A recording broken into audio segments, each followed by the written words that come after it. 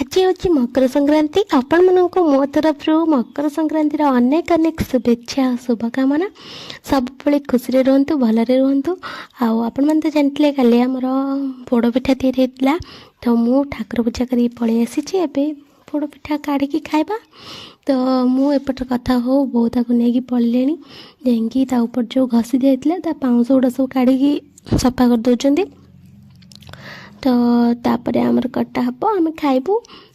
आपण मैंने पोड़पिठा खाई सारे कि ना कमेंट बॉक्स निश्चित जन तो जदि आपण मान नही तो आम घर को पलि आसते खाई जी तो लेट न करी चलते जा पोड़पिठा काटिकी खाइबा। तो एपटर बो पलि आसिले आसी काटबार लगी पड़ते तो बोर कटा सरीगला बापा और मामा को दे सारिकी आम बसजु खावाई तो प्राय सरीगला कटा आ मुझे जाऊँगी बापा को देदेवी बापा को दे सारिकी आम बसीगलु खावाई बोर मोर पोड़पिठा भी रेडी जाइए। तो यहीटा आपण मानी जो मैंने भी न खाई खाई दिंतु ये